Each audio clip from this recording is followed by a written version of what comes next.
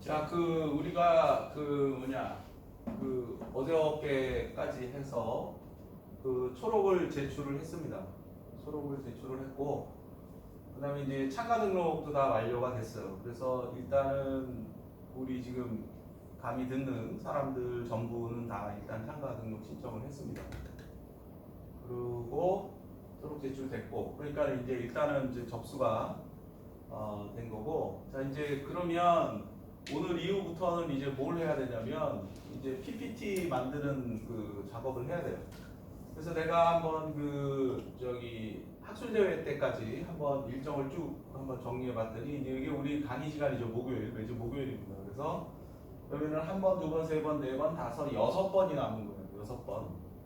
6번이 남았으니까 그러면은 이 6번 안에 이제 우리가 PPT 발표 만들고 그다음에 이제 발표 연습까지를 다 해야지 된다. 이렇게 할 수가 있습니다. 그래서 이제 다음 주 10월 7일 전까지 해서 이제 이 PPT 해서 올리는 거를 이제 여러분들이 과제로 진행을 해야지 되죠. 그래서 그렇게 올리면 이제 두 가지 방법이 있는데 뭐 팀플레이를 하는 방법도 있고 아니면 각자 다 그냥 올리는 방법도 있습니다. 그렇게 해서 뭐 한두 번 한 다음에 뭔가 이제 그러면 이제 합쳐서 뭘 해라 이제 이렇게 일단은 1차 때는 일단 다 각자 시험 결과 그래프는 내가 다 올려줄 겁니다. 그러면 그거 가지고 오늘 이따가 작년에 한 거를 이제 한번 리뷰하면서 어떤 식으로 만드느냐 이제 이거에 대한 이제 얘기를 할 텐데 이제 그런 식으로 해서 이제 만들면 될 것 같아요. 그래서 그럼 10월 7일 날 이제 갖고 와서 여러분들 이제 발표를 하고 그럼 이제 코멘트 하면서 또 수정이 있겠죠. 그리고 이제 그걸 바탕으로 해서 둘째 주에 또 2차 발표를 또 하는 겁니다. 그럼 이제 2차 수정하고 21일 날 3차 수정을 합니다. 자, 그 다음에 이제 10월 28일 날에서는 이제 중간 점검해서 이제 나만 이거를 했는데 이제 외부 전문가 누가 올지 모르겠는데 하여간에 이렇게 해서 또 우리가 내가 또 미처 파악하지 못한 그런 부분도 있을 수 있기 때문에 그런 거를 중간에 한번 가시려고 해요.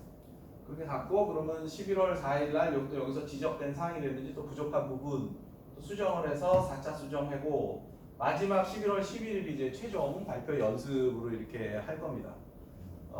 그래서 이제 요때 같은 때 이제 만약에 우리가 작년에 졸업한 여러분들 이제 선배로 오라 그래서 왜냐하면 그 친구들이 이제 가서 발표를 한 경험이 있기 때문에 또 이제 좋은 코멘트를 할 수도 있고 또 그럼 모여서 한번 또 그때 또 같이 뭐 이렇게 뭐 피자라도 시켜서 먹든지 하면서 또 하는 그런 시간으로 운영을 할까 이렇게 생각을 하고 있습니다. 그래서 그렇게 하고 그러면 이제 11월 17일 날 이제 날짜 아직 안 정해졌지만 이제 정해져서 프로그램이 이제 올 겁니다. 그럼 수, 목, 금 3일 중에 할 거고 대략 보면은 이제 수요일이나 목요일 안에 잡힐 거예요. 금요일까지는 가지 않을 것 같긴 한데 하여간에 그렇게 해서 이제 날짜 잡히면 이제 그날 이제 가서 하는 걸로 이렇게 되어 있습니다. 그다음에 이제 여기 중간에 빠진 거는 이제 뭐 기차표 예약이라든지 이제 그때는 이제 실제적으로 이제 요 정도 한 4차 정도나 아니면 뭐 요때 중간 점검 끝나고 정도 되면 이제 기차표 예약을 하고 뭐 이런 작업이 또 이제 들어갈 거예요. 그래서 그렇게 해서 작년에 예를 보면 이제 이렇게 하면 되는 거죠. 일정대로 갑니다. 그래서 이제 여러분들이 이 부분은 잘 이제 따라서 하면 문제가 없이 잘 진행이 될 것 같아요. 혹시 뭐 요 일정이나 요 관련돼서 뭐 질문할 사항이 있거나 아니면 뭐 그런 사항이 있나요? 기차표는 개인 구매를 합니까? 아니요. 기차표하고 숙소는 네. 다 우리 예산에서 지원이 됩니다. 그러니까 그거는 이제 참가 여부만 정확하게 그거만 알려주면 그거는 이제 예매를 날짜로 하고 그거 이제 학교에다 또 정산을 해야 되기 때문에 그런 문제도 있어요. 그래서 그렇게 진행을 하려고. 또 다른 문상 있나? 따로 없는 것 같습니다. 없으면 그러면 이제 작년에 한 거 내용을 가지고 한번 어떤 식으로 우리가 발표 자료를 이제 만들어야 되는지 그 내용을 한번 쭉 하면서 한번 진행해 보죠.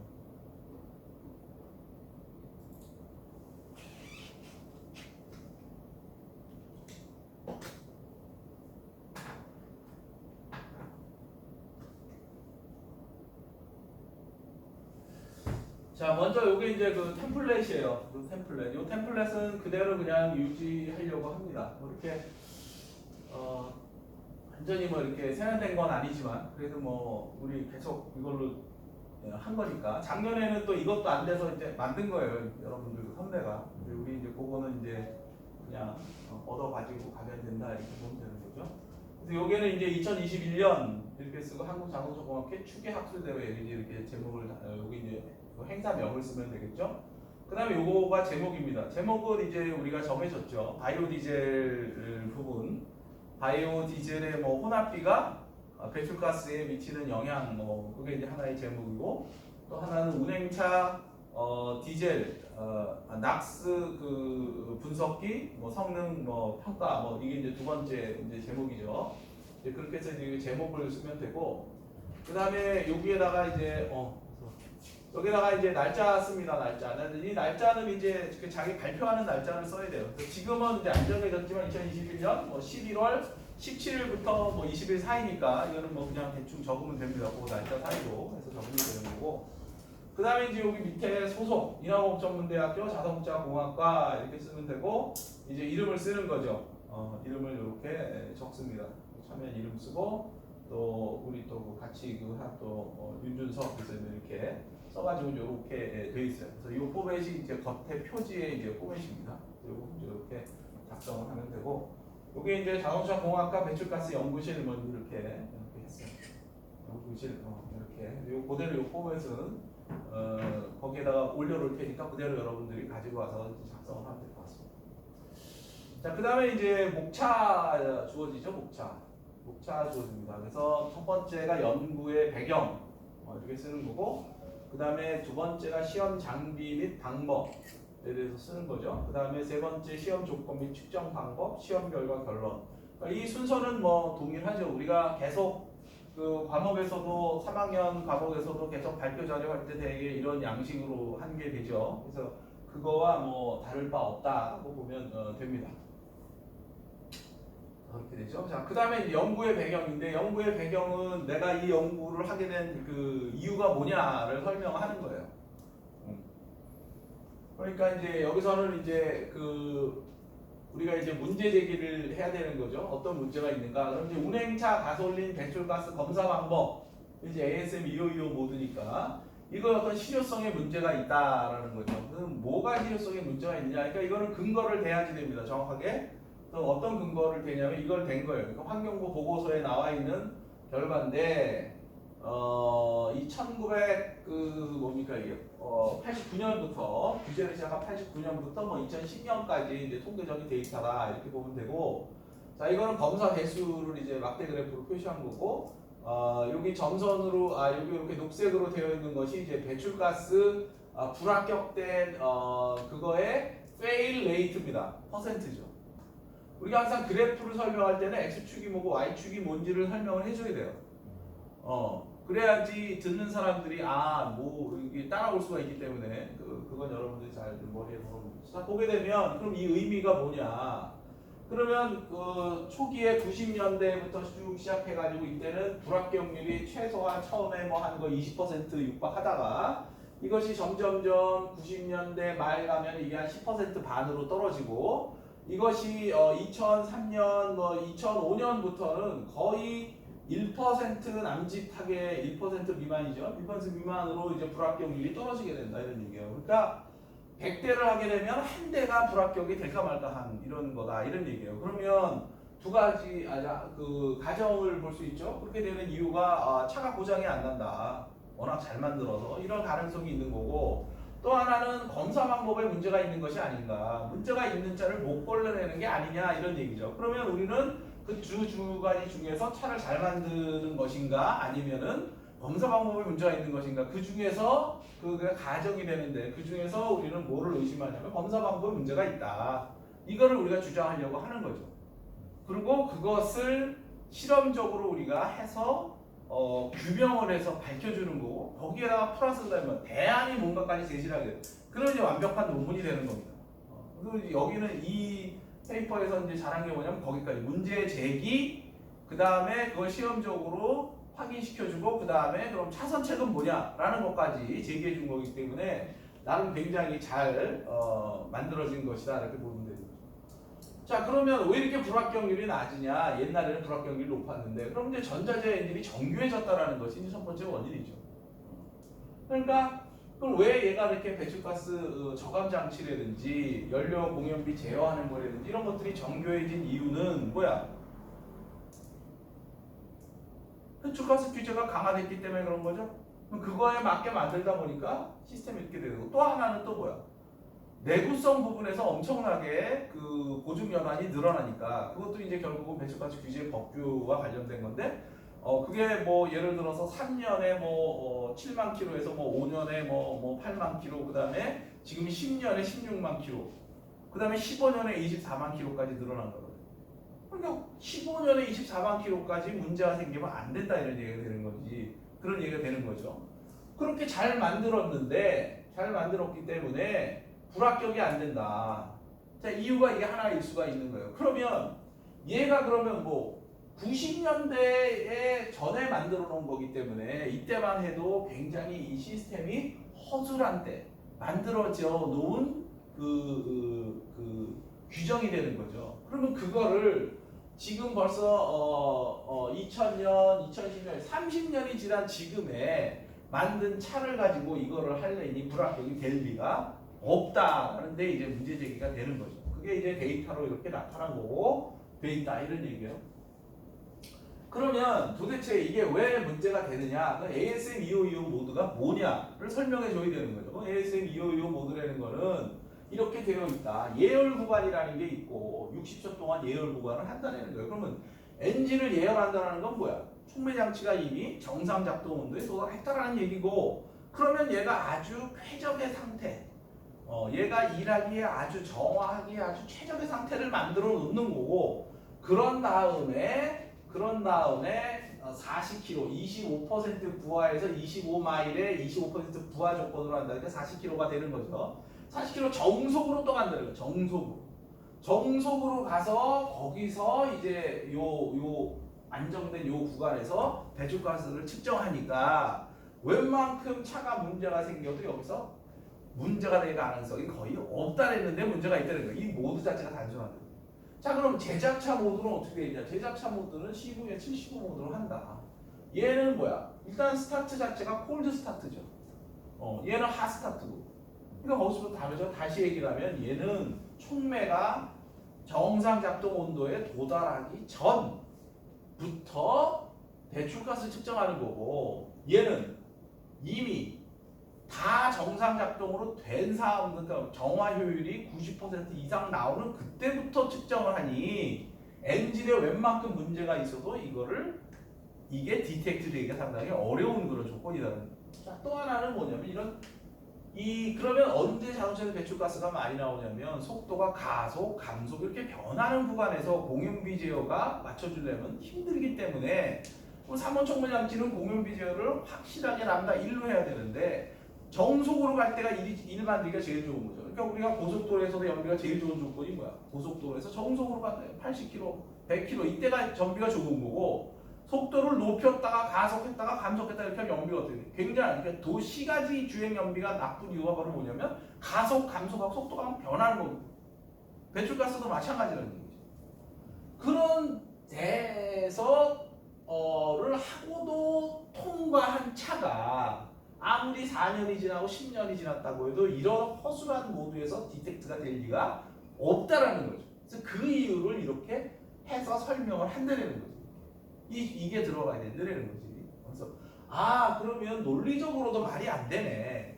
실제적으로도 데이터상으로도 불합격률이 1%고 그 이유가 뭔가를 봤더니 모드 자체가 얘는 이렇게 굉장히 어려운 문제를 통과시켜서 패스된 차를 가지고 이렇게 간단한 문제에서 문제점을 찾아내려고 할 때 문제점을 찾아낼 리가 없다 이런 얘기가 되는 거죠. 그걸 여기서 설명해 주게 되는 거죠. 그래서 이건 스테디 스테이트 상태, 정속 조건 상태, 얘는 뭐야? 트랜지언트, 속도가 가속, 감속만 바뀌는 이런 거다 이런 거죠. 거기서 이제 하나 더 주면 이건 미국이고 우리나라고 유럽 같은 경우는 아니면 디젤 자동차 같은 경우는 WLTC 모드로 이런 식으로 얘는 뭐야? 트랜지언트 모드 다 바뀌었다.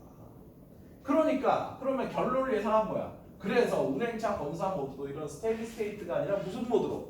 트랜지언트한 모드로 바꿔줘야만이 그나마 문제점 있는 차들을 찾아내기가 훨씬 용이하지 않겠느냐 이런 얘기죠. 그러니까 연구 배경에서는 뭐냐면은 내가 이런 결론을 도출하는 과정에서의 논리적인 전개를 설명해 줘야 되는 거예요. 이 안에서. 여기서 설명이 안 되면 그 다음 도대체 저 사람이 실험을 왜 저 실험을 한 건지, 그래서 나온 결론이 저게 뭐가 맞다라는 건지에 대해서 앉아있는 사람이 이해를 못하는 건 실패한 거가 돼요.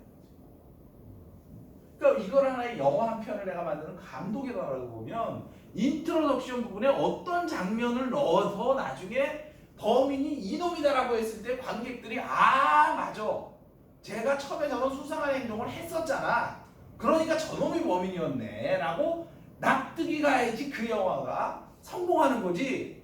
처음에는 저놈이 범인인데 나중에 결론은 엉뚱한 놈이 범인인 거야. 그래놓고 관객 보러 네가 알아서 해석해 라고 하면 그거는 영화가 이미 실패한 영화가 된다. 그런 마인드가 아주 치밀하게 이 안에 각본이 만들어져야 된다는 거예요. 그러니까 나는 하나의 감독이다 라는 생각을 가지고 PPT도 기승전결같이 만들어 나가야 되는 겁니다. 그러니까 연구 배경이 굉장히 중요한 게 뭐냐면 임팩트를 줘야 돼. 이게 왜 이 연구를 내가 했는지, 이게 왜 중요한지를 얘기를 해줘야 돼요. 바이오 디젤이 이 시점에서 왜 필요한지, 운행차 디젤 락스 규제를 왜 하게 됐고 이것이 왜 중요한지를 설명을 실패하게 되면 이 배경에서 그거는 이미 사람들이 졸기 시작하는 거예요. 그거는 실패한 영화가 되는 거고, 그거는 논문이 잘못된 거예요. 구성. 그거가 이제 연구 배경에서 여러분들이 해줘야 되는 겁니다.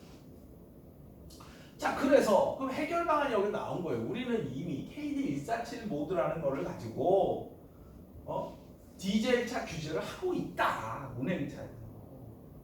그 얘는 이렇게 생겼다. 예열 구간은 있다. 얘도 하스타트이긴 하다. 그렇지만 검사하는 구간이 정속 조건이 아니라 가속, 감속, 극감속이 다 들어가 있다. 그래서 얘랑 상당히 비슷하다라는 거죠. 얘도 트랜지언트고 얘도 트랜지언트다. 그래서 운행차 검사도 스테디 스테이트로 하면 안 되고 트랜지언트한 모드로 가야 된다. 다시 얘기하면 KD147 모드로 가솔린 차로 똑같이 하면 되지 않느냐라는 거죠. 그러면 그거를 그 다음에 우리가 뭘 한 거야, 실험에서? 이거를 규명하면 되는 거야. 실제 이렇게 했더니 ASM 2525 모드에서는 문제가 안 되는 차가, 똑같은 차가 KD247을 띄웠더니 에미션이 굉장히 많이 나오는 게 디텍트가 되더라. 그럼 성공한 거지. 내가 얘기했던 이런 논리가 규명이 되는 거예요. 그게 실험이 하는 거야. 그래, 말은 네가 그렇게 하니 실제 그래? 실제 실험했더니 그렇게 나오네? 그렇게 되는 거지. 그렇게 끌고 간다는 거예요. 그러니까 이만 연구 배경만 잘 설명하면 여기 앉아있는 사람들은 다 이해가 되는 거예요. 그거 궁금해. 그래서 실험을 너 어떻게 한 거야? 진짜 저렇게 나왔어? 그거만 보게 되는 겁니다. 이제. 그러면 바른 성공한 거예요. 관객들을 끌어들이고. 영화에서도 뭐야? 첫 5분의 인트로덕션이 중요해요. 이 5분의 인트로덕션에서 관객의 주의를 끌어들이지 못하면 2시간 동안의 영화를 끌고 갈 힘이 없는 거예요. 도대체 저 감독이 얘기하려고 하는 게 뭐야? 그러니까 이 처음 인트로덕션이 중요하다. 자, 그래서 다빈도 영역을 해봤다 이런 얘기잖아요. 또 분석에 들어가는 겁니다. 이게 자꾸 증명해 주는 거야. 네가 의심하잖아. 근데 그렇지 않아. 봐봐. 이것도 이래라고 자꾸 설명해 주는 거야. 자, CVS75 모드를 속도와 가속도 분포로 나타낸 거야. 아까 이렇게 된 거를 속도, 그다음에 가속도 영역으로 점을 찍었더니 이렇게 빨간색이 CVS75 모드의 영역이다 이런 얘기죠. 이쪽을 보면 플러스는 가속 영역이고 숫자가 높으면 극가속인 거고 숫자 떨어지면 정속에 가까운 거죠. 여기라는 건 마이너스는 뭐 감속 구간. 그러니까 CVS15는 뭐야? 가속도 있고 감속도 있고 극가속도 있고 극감속도 있고 그 다음에 정속도 있네. 0이라는 거는 정속이라는 거잖아요. 그 다음에 가장 많은 속도 영역대는 뭐야? 40km 영역대네. 이게 나온 거죠. 이 안에서. 자, 그런데 SF2호는 뭐야? 이 점 하나잖아. 40km 점. 그러니까 이 점 하나를 가지고 여기에서 문제 있는 차는 찾아낼 수가 있겠지. 그런데 여기에서 문제 있는 차나 여기에서 문제 있는 차는 못 찾아낸다는 얘기야. 그러면 뭐야? 처음으로 따지면 이게 몇 점이야? 수없이 많은 점의 원오브. 그러니까 불합격률이 적을 수밖에 없다. 이런 얘기가 되는 거죠. 그런데 KD147을 따져봤더니 어떻게 돼? 자, 급가속도 있고 급감속도 있고 정속도 있고 여기에 고속 용역도 있네. 그러니까 이 모든 점을 다 커버하지 못하지만 그래도 상당 부분 커버한다는 거예요. 그럼 확률이 뭐야? 얘가 훨씬 높잖아. 불합격률을 잡아낼 확률이 훨씬 높다라는 거를 보여주는 거죠. 일단 분석 들어가는 거야. 그래서 봤더니 주행형태 스테디스테이트 KD147은 트랜지언트고 KD147은 가속도 최소가 마이너스 1.58, 최대가 1.5, 10에서 75는 최소가 마이너스 1.61 감속이죠. 최대가 얼마나 1.56이래. 거의 비슷하죠. 얘는 0, 0이죠. 그러니까 그러면 여기 앉아서 와 제가 저런 것도 할 줄 아네? 이렇게 되는 거야. 그냥 스테디 스테이트 트랜지언트 다르니까 이렇습니다라고 얘기하는 거. 그럼 그건 초등학생 정도 레벨이고 이렇게 들어가면 얘는 막 고등학교 정도 레벨 하이 레벨까지는 갔네 이놈이. 그러니까 이걸 나타내죠.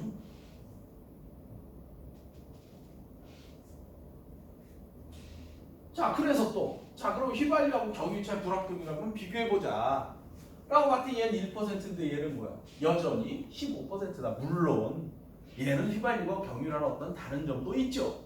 그런데 똑같은 어떤 그렇다고 해서 경유자동차의 배출과 저감 장치의 진화는 없었냐? 얘도 있는 거죠. 유로 3, 유로 4, 유로 5, 유로 6 가면서 저감 장치 엄청나게 많이 늘어났고 매연이라든지 낙스의 규제도 엄청나게 강화됐다. 얘가. 그럼에도 불구하고 얘는 불합격률이 뭐야? 15%를 유지하는데 얘는 1%다. 그 이유가 뭐냐? 아까도 얘기했지만 그런 다빈도 영역에서 얘는 걸러낼 수 있는 부분이 어느 정도 확보가 되어 있는데 얘는 한 점이기 때문에 역부족이지 않느냐 이런 얘기예요. 그죠? 그러니까 계속 나는 증명만 해주면 되는 거야. 자 이래도 안 믿을 거야? 이래도 안 믿을 거야? 이래도 안 믿어? 그러면 처음에 의심했던 사람이 점점 그러네. 그럼 이제 다 된 거야 이제. 그러면 이제 결정타 한번 뭐야? 자 실험했어 이제. 실험했더니 이래까지 보여주면 이제 그 다음 이 사람 완전히 믿는 거죠. 자 그래서 이제 시험으로 넘어가는 거죠. 여기까지가 배경이 되는 거예요. 그 다음에 시험 장비 및 방법 이렇게 넘어갑니다. 그냥 이제 시험 반경 보여줘야 되죠. 사진으로 한 사진으로 보여줍니다. 옛날에 이걸 그렸어요. 다 그림으로. 근데 지금 되게 편해졌죠. 근데 또 그리면서 내가 공부가 많이 돼. 근데 요즘에는 뭐 이제 그게 그리는데 시간도 많이 걸리고 그러니까 안 그립니다. 많이 안 그리고 사진 이렇게 찍고 이렇게 써놓는 거예요. 자 여기서 또 팁을 하나 주면 뭐라고 그랬어? 사진에 무조건 뭐야? 흰색으로 쓰는 게 제일 좋다고 그랬죠. 흰색으로 여기 까만색, 빨간색 이렇게 쓰는 사람이 있는데 안 보입니다. 그냥 흰색으로 이렇게 나타나는 것이 가장 좋아요. 또 화살표도 뭐야? 흰색. 이렇게 굵게 해도 굵게 할 필요 없어요. 그냥 한 줄로 흰색 이렇게 그어도 됩니다. 자 그럼 내가 설명할 거기 때문에 되게 괜찮다는 거. 자 여기 차가 있습니다. 시험차가 있죠. 그 다음에 이게 뭐 이게 엔진 동력배입니다. 그 다음에 여기 뭐 가스 분석기가 이렇게 있고 자 여기에 이제 이 엔진 다이나모 컨트롤러 장치가 이렇게 되어 있습니다. 이렇게 여기서 이제 설명을 해주는 거죠. 대충 어떤 식으로 우리가 실험했다라는 걸 이제 해줘야 되는 거야. 자 그럼 이제 그 다이나모미터 사양을 보면 뭐 항상 뭐야 제조사 얘기해준다 그랬죠. 제조사 마하 제품이다 이런 얘기고 최대 출력은 500마력이고 그 다음에 이제 투인롤이다. 양방향으로 이제 롤러가 돼 있다. 요즘 이제 싱글롤 하나로 돼 있는 것들로 이제 많이 가 있는데 뭐 그거는 뭐 우리가 학교기 때문에 뭐 그 그냥 투인롤의 방식으로 한 거다 해주면 되는 겁니다. 자, 그 다음에 이제 분석기가 빠질 수 없죠. 어떤 분석기를 측정을 했느냐? MET 6.3이라는 걸로 했고, 이것도 제조사 마하 제품이다. 이거 설명해줘야 되는 거고요. 그 다음에 측정 범위는 CO, CO2, HC 뭐 이렇게 있는데, 보면은 뭐 CO는 0에서 10까지 해서 10%, CO2는 0에서 20%, HC는 0에서 1000ppm까지 측정한다는 얘기고, 더 중요한 건 측정 방식이에요. NDIR 방식으로 이렇게 측정합니다. 그 다음에 NO, 질소산화물은 0에서 뭐 5000ppm 이렇게 하는데 이거는 전기화학식 방식으로 측정합니다. 이렇게 설명해 주는 거예요. 자, 그 다음에 이제 OBD 스캐너를 썼는데, 자, 이것도 제조사 똑같습니다. 오토비즈 제품이고, 이건 블루투스를 이용해서 이제 OBD 커넥터 연결해서 엔진의 어떤 데이터들을 무선으로 노트북에 전송을 해서 나중에 결과 분석할 때 사용합니다. 이 장치를 왜 썼냐? 이거 설명해줘야 되기 때문에. 자, 그 다음에 이제 시험 차량인데, 시험 차량 테스트 비클이죠. 시험 차량은 여기서는 뭐 이거 다 설명할 필요 없고, 중형차다. 뭐 여기서는 뭐 이제 뭐 그랜저다. 근데 보통 이제 특정 상품을 이제 얘기하는 거는 또 그렇습니다. 만약에 이제 그 저차 문제, 만약에 결과 안 좋게 나면 문제 있다 이렇게 되니까 그냥 뭐 국산 뭐 중형차다, 뭐 승용차를 대상으로 했다 이렇게 얘기를 하면 되는 거예요. 그 다음에 2018년형이고 그래서 중요한 거는 뭐야 이제 뭐 주행거리 같은 거죠. 주행거리는 뭐 13만 킬로 정도, 13,000이죠. 13,000 킬로 정도 시차다. 어느 정도 세차한 거죠. 2018년형이고 엔진은 3000cc V6 람다 엔진을 썼다. 2900cc, 3000cc죠. 이런 것도 2999cc 이렇게 얘기 안 합니다. 그냥 3000cc 뭐 이렇게 얘기하면 되는 거예요. 자, 그렇게 돼 있다. 그리고 이거는 뭐 3원 충분히 장치를 사용한다. 뭐 이 정도 얘기해 주면 됩니다. 자, 그 다음에 이제 ASM 255 모드 여기 이제 또 설명하는데, 앞에 설명했으면 그냥 넘어가도 되는 거고, 그럼 뭐 예열 구간이 있고, 그래서 이제 충분히 그럼 예열구간을 왜 두느냐 이것도 이제 설명해 주는 거야. 나 이것도 알고 있다는 거지. 이거 두는 이유는 뭐야? 충매를 정상 상태로 만들어 놓고 차에 문제가 있는지, 특히 이제 엔진에 문제가 있는지 이런 거를 더 보기 위해서 한 거기 때문에 이제 그런 측면이 상당히 강합니다. 그리고 이제 또 하나는 뭐냐면 그 11.75 그 운행자 검사 모드가 되게 짧은 이유가 뭐냐면 그 하루에도 많은 차를 검사해야 되기 때문에 11.75 같이 이렇게 40분 이렇게 한다 그러면 하루에 몇 대 못 하는 거죠.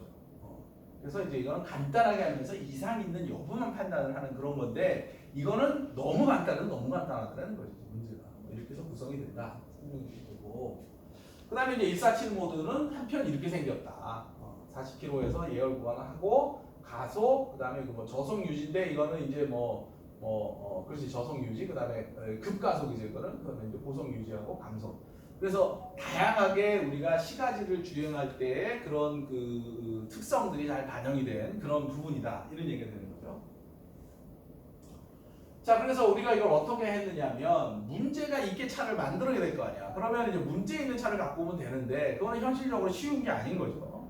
그래서 우리는 어떻게 했느냐 의도적으로 고장을 냈다라는 거예요. 그래서 산소 센서가 만약에 가장 흔한 어떤 사례로는 열화되는 거예요. 열화됐다라는 거는 이제 주행거리가 오래되면 산소 센서라는 게 이제 공연비를 노무와 희박한 거를 이슈한테 알려줘야 되는데 이놈이 열화가 돼가지고 빨리빨리 알려주면 못하고 천천히 알려주면 어떻게 돼요? 공연비 제어가 천천히 이루어질 수밖에 없다. 천천히 이루어질 수 없으면 공연비 제어가 제대로 안 된다는 얘기고 그러면 노무하게 되면 HCO 많이 나오는 거고 희박하게 가면은 어떻게 돼?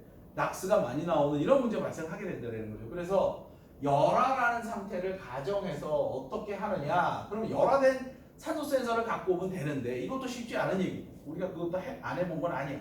그래갖고 노후한 차에서 빼가지고 해봤는데 이게 그 웬만해선 특성이 잘 안 나타납니다. 이게. 그래서 우리가 어떻게 극단적으로 한 거야. 커넥터를 빼버린 거야. 산소 센서 커넥터를 빼버린 거야. 그러면 커넥터가 정상적인 13,000km 뛰는 오투센은 새 거죠. 새 거의 어떤 상태에서 측정하고 그럼 오투센 탈거했다는 건 오투센 시그널 이슈에 안 들어가는 거죠. 그럼 최악으로 열화된 상태가 그 정도 상태가 된다라고 우리가 가정을 하는 거야. 극단적으로. 그렇게 하게 되면 분명히 이건 문제가 있는 거죠. 그럼 이 문제점을 과연 ASM255에서는 찾아낼 수 있느냐? 없느냐? 그거를 KD147에서는 찾아낼 수 있느냐? 없느냐를 우리가 보여주면 되는 거죠. 이렇게 했다는 거예요. 자, 그 다음에 이제 그 배기가스는 HCO, NOx, CO2를 측정을 했고, 그 다음에 OBD 데이터는 이제 엔진 RPM이나 맵, 그 다음에 오토 센서, 농후와 희박과 농후한 걸 판단하고, 그 다음에 엔진의 부하, 그 다음에 흡입 공기양, 그 다음에 공연비 이런 것들을 측정했다 이렇게 되는 거죠. 자, 그래서 이제 결과입니다. 그러면 ASM2525하고 KD147에서의 공연비에 비교한 거다. 공연비 비교. 자, 그러면 먼저 왼쪽 그래프를 보면 X축이 차량의 속도다 이런 얘기죠. 10, 20, 30, 40. 이거는 왜 이렇게 10, 20, 30, 40을 했냐면 원래 40만 하면 되는 거지. 근데 우리는 10km, 20km, 30km도 그냥 덤으로 한 거예요. 정속 조건이지만 이렇게 했고 파란색은 항상 그래프 할 때 이렇게 파란색으로 설명해 줘야 돼요. 파란색은 정상적인 상태입니다. O2 센서가 정상적으로 체결이 돼 있는 이런 상태에 측정한 거예요. 그랬더니 어떻게 돼요? 공연비를 정확하게 일로 제어하죠? 10km, 20km, 30km, 40km 정도 똑같이 합니다. 뺐더니 커넥터를 뺐더니 어떻게 돼? 편차가 좀 있죠. 편차가 발생하는데 그래도 어떻게 돼? 거의 평균으로 보면 람다 1로 제어한다는 걸 볼 수 있습니다. 40km 같은 경우는 그냥 1로 하죠. 그럼 O2 센서 시그널이 있건 없건 한대는 거죠. 그럼 얘 어떻게 O2 센서가 없는데도 얘가 제어를 할 거냐? 그럼 뭐 그렇게 물으면 뭐라고 대답해? 뭐라고 대답해?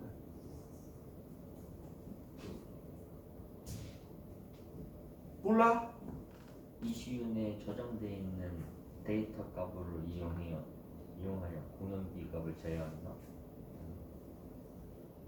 나름 교육 효과가 나오는. 교육료가 안 나왔죠.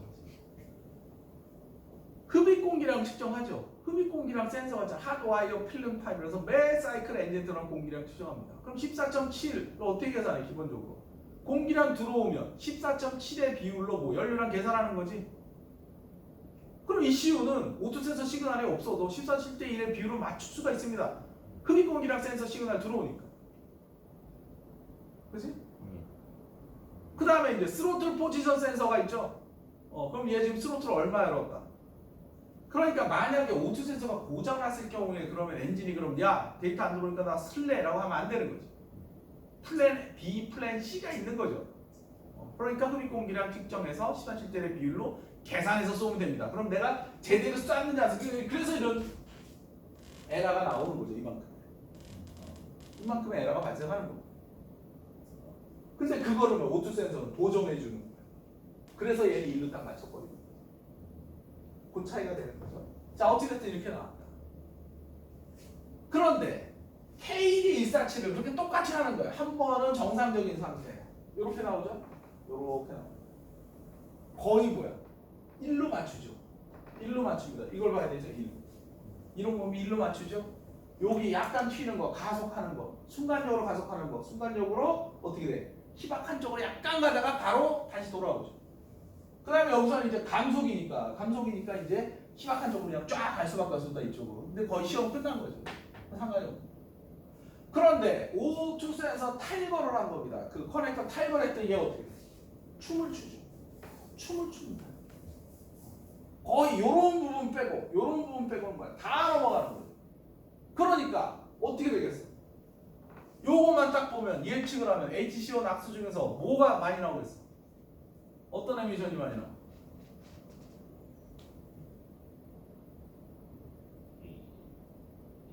HC 손 들어봐. HC가 많이 나온다. 이렇게 탈거한 상태에서 뛰게 되면 HC가 많이 매출된다. CO가 많이 매출된다. 낙스가 많이 매출된다. 뭐가 많이 매출돼? 매연이 많이 매출돼? 낙스가 많이 매출되죠. 왜 낙스가 매출돼? 어디로 갔어? 희박한 쪽으로 갔잖아. 그럼 삼원 촉매 장치에서 공연비가 희박해지면 뭐가 많이 나와? 그 그래프에서 낙스지 낙스. HC하고 CO는 바닥이죠. 아우 좋아. 얘는 무조건 이런 거면 어떻게 희박하겠죠. 그러니까 배운 게 그대로 적용되는 거 설명이 되는 거잖아. 그러니까 이건 안 봐도 비디오 온 거야. 낙스가 많이 나오겠네. 실제 측정해 봤더니 낙스가 많이 나왔어. 그럼 뭐 여기서 헐리는 거 아니야? 그러면 147로 뛰었더니 얘는 이런 몸이 제어하니까 낙스 많이 나와 안 나와? 약간 늘어날 수 있겠죠. 그래도 불량이라는 정도까지는 안 된다는 거죠. 그럼 실험 결과 안 봐도 그렇게 나오면 되는 거고. 그럼 얘는 뭐야? 못 잡아내는데 얘는 잡아내잖아. 그럼 어떻게 탈거했으면 그 고장난 거야 안 고장난 거야? 그런 차 잡아내야 돼? 안 잡아내야 돼? 잡아내야 되죠. 낙스가 그럼 왕창 이 차를 운행하면서 나오는 건데. 그죠? 근데 얘는 뭐 잡아내 못 잡아내? 그런 차 못 잡아. 얘는 잡아내잖아. 보여준 거야. 그래서 트랜지언트 모드 특히 어디야? 가속 감속할 때 막 춤을 추죠. 오히려 이런 데는 어떻게 돼? 이런 데 거의 정석에 가까운데 이런 데는 못 잡아내는 거예요. 똑같이. 왜? 차가 기가 막히게 플랜 B, 플랜 C가 돌아가면서 공기량 측정하고 메탄석 값 측정하면서 고정막지가 하는 거야. 그래서 어떻게든지 이런 범위 맞추려고 하는 거죠. 그런데 이런 부분은 역부족인 거죠. O2 센서가 O2에서 야 희박해 그럼 바로 연료 많이 쏴줘야 돼요. 그 시간에 안 들어오니까 얘가 연료 못 쏴주는 거야. 야 나 분명 흡입고 이만큼 들어서 이만큼 쏴줬는데 이게 왜 갑자기 이렇게 되는 거야? 순간적으로 그렇게 돼. 이런. 자, 맵값을 비교해봤다. 맵값 차이 있어 없어? O2 센서 탈거할 때 차이 없어. 그럼 맵값을 갖고 못 읽는다는 거야. 근데 얘는 맵값. 그럼 얘는 거의 비슷하죠 얘도. 약간 차이 있지만 거의 비슷합니다. 그러니까 맵값으로는 못 잡아내는 거야. 자, 그 다음에 엔진 부하. 엔진 부하도 비슷하죠. 아까 맵값보다는 조금 더 많이 차이가 있죠. 약간. 얘도 마찬가지. 근데 이런 차이들이 모아져서 이제 나타나는 겁니다. 그런 것들. 그 다음에 공기, 흡입 공기량. 흡입 공기량은 옷에서 탈거 하나 많아. 그건 뭐 앞에서 측정하는 거야. 그건 다를 바가 없죠. 그건 똑같다고 보면 됩니다. 요 정도의 차이는 뭐야? 이거는 그냥 사이클 베리에이션이죠. 모든 차들이 다 매 사이클이 똑같을 수가 없기 때문에 그 정도의 베리언스 있는 거죠. 거의 경향성이 같다라고 한다면 그거는 차이가 없다라고 봅니다. 자, 그래서 HC를 측정했더니 어떻게 돼? HC를 측정했더니 여기서 어떻게 돼? 약간 늘어나는데 그래봤자 거의 0ppm에서 5ppm인 거죠. 5ppm. 5배 늘어났다라고 할 수 있지만 ppm 자체가 뭐야? 적죠? 의미가 없는 겁니다. 띄었지만 얘도 어떻게 돼? 오토에서 탈거해도 늘어나긴 요만큼 늘어났죠? 그래도 차이가 0에서 5ppm이니까 의미가 없는 겁니다. 그러니까 제어를 한다는 거죠. 거의. 자, CO 마찬가지죠? 이건 더 차이 없죠? 희박할수록 좋은 거니까. 아우 좋아. 자, 낙스가 나온 겁니다. 낙스. 봤더니 어떻게 돼? 물론 여기서도 차이 나죠. 이만큼 차이 나는데 규제치가 예를 들어서 얼마 되지 않는다 그러면 이거 그냥 합격으로 들어간다. 근데 얘는 낙스가 뭐야? 얘 이렇게 깔죠? 정상적인 거. 근데 떼버렸더니 어떻게 돼? 희박한 쪽으로 하니까 전혀 정말 못하고 거의 모두하고 똑같이 나오지? 고속에서 낙스 많이 나오고 저속에서 떨어지고 그대로. 이게 몇 배 차이야? 어마어마한 차이죠. 이건 뭐 무조건 불합격 빵 뜨는 거지. 이런. 그러니까 요 정도밖에 차이 안 나는 거. 얘는 이만큼 차이 난다는 거. 그러니까 여기서 잡아낼 가능성이 훨씬 많다. 그러면 1차가 만약 합격으로 돌아온다 그러면 이만큼을 뽑으면서 계속 달리는 거야. 2년 동안 더. 못 잡아낸다.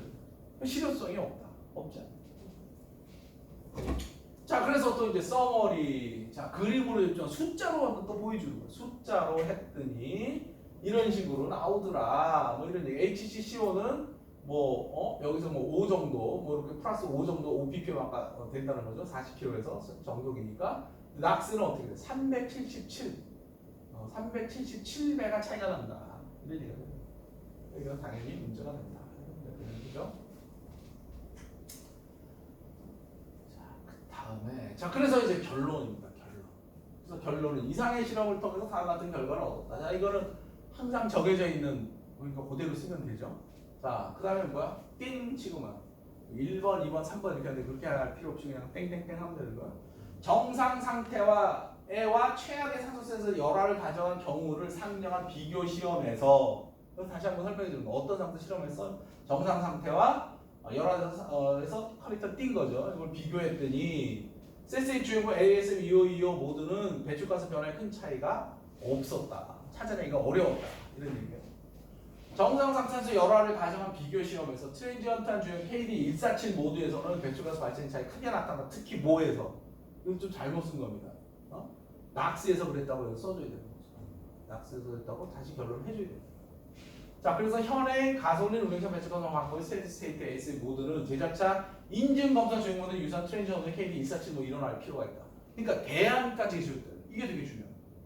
그래서 어차피 검사장에서 하는데 가솔린 차예요? SM255 디젤 차예요? 147 불편하죠 이거? 그냥 하나로 다 돼 있으면 어떤 차가 들어와도 147 뛰는 거지. 훨씬 더 정확하고 간편하다라는 거죠. 근데 왜 이거 일어나 못하는 이걸 했을 때 들고 있었던 소위 뭐 자동차 부품 연구소의 뭐 한 사람이 깜짝 놀라는 거야. 저거는 아직 안 바꿨어요 이러는 거지. 질문. 너무나 명확한데 안 바꿀 이유가 없는 거죠. 당장이라도 바꿔야 되는데 아직 안 바꾸고 가고 있다라는 것 자체가 저거는 검사소가 뭔가 문제가 있는 거 아니냐. 그러니까 문제 제기를 제대로 한 거예요. 그러니까 결론이 예상하고 논리적으로 우리가 추론한 부분을 실험적으로 확인하고 규명해서 설명해 준 거고 대안까지 그 대안이 뭔데? 대안까지 제시해. 일사천리로 일어나 해라. 그러니까 디젤 차가 문제가 많아서 불합격률이 높은 게 아니라 가솔린 차도 문제가 많은 차들이 많은데 못 잡아내는 거고 그 원인은 바로 새 정속 조건에서 하기 때문에 못 잡아낸다. 그러니까 트랜지언트 모드로 바꾸면 잡아낼 수 있다.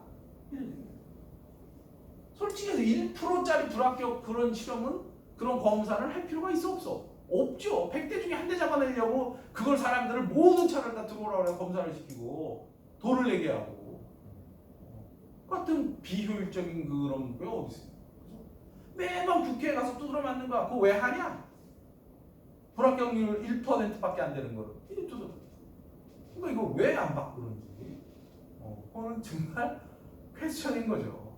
퀘스천인 거. 그래서 이렇게 사람 이렇게 끝나. 대략 한 10분에 15분 정도 발표하는 거예요. 그리고 이제 5분 정도 질의응답해서 끝납니다. 그러니까 시간 배분을 잘 해야지 되는 거고 한 중간 정도까지를 예를 들어서 그럼 처음에 3분의 1을 예를 들어서 내가 배경에 대한 설명을 해야지. 근데 그거는 논문의 제목에 따라 다른 거예요. 배경을 많이 그러니까 잘 모르는 사람들이 이 토픽은 잘 몰라 일반 사람들이 그러면 배경 부분 설명을 잘 많이 해줘요. 그리고 시험이 간단해. 그래서 그냥 간단하게 이렇게 나왔다. 이렇게 하는 거와 아니면 뭐 3분의 1을 배경 설명, 3분의 1을 시험 장치나 이런 거에 대한 설명, 그다음에 3분의 1을 시험 결과에 대한 설명. 아니면 반반. 그러니까 그건 논문 제목에 따라서 내가 어떻게 배분을 할 거냐를 또 그거 시간 배분을 또 짜줘야 돼요.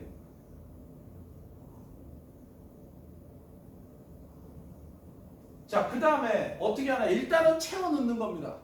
내가 이제 결과 그래프를 다 줄 테니까 그걸 가지고 시험 장치, 그 다음에 시험 방법, 뭐 공통되는 것들이 있겠죠. 그런 거 집어넣고 또 사진도 다 제공할 겁니다. 똑같이 사진, 시험 장치도 여러분들이 설명 넣고 뭐 이런 거 해야 되겠지. 하고 일단은 다 집어넣어놔요. 최대한 있는데 일단 다 집어넣었어. 그런 다음에 뭐야? 영화의 묘미가 뭐야? 감독이 다 찍어. 왜냐면 감독이 물론 각본을 다 하고 하지만 씬을 찍을 때는 또 거기가 또 씬 또 찍을 수 있어? 돈이잖아. 못 찍어요. 그러니까 일단은 다 찍어놓습니다. 그 장면에 뭐 필요한 그런 건 오버해서 다 찍어놓는 거예요. 그 다음에 무슨 작업이 들어가? 2시간 안에 이거를 영화를 상영을 해야 되잖아. 편집의 예술이 들어가요. 어디서부터 자르고 어디서 불빛 너무 자세해. 이건 좀 잘라야 해. 사람들이 이쪽에서 반전을 확준되든지 어느 포인트에 할 거야라는 거를 배치하는 거예요. 편집자가 그래서 굉장히 중요해요. 근데 또 이 편집을 너무 잘못하면 감독의 의도에 완전히 벗어나는 그런 영화들이 그래서 그 다음에 무슨 영화나 감독판이라는 게 그래서 나옵니다. 감독은 나는 원래 의도가 이게 아니었어. 심지어는 뭐야? 범인이 바뀌죠? 결론이 바뀌어버려. 야 요즘 트렌드는 이놈이 범인이면 사람들이 싫어해. 그거 편집자 결정하는 거야. 이 사람이 범인이라 그래야지 사람들이 돈이 되는 거 관객이 몰려. 그러니까 범인을 바꿔버려.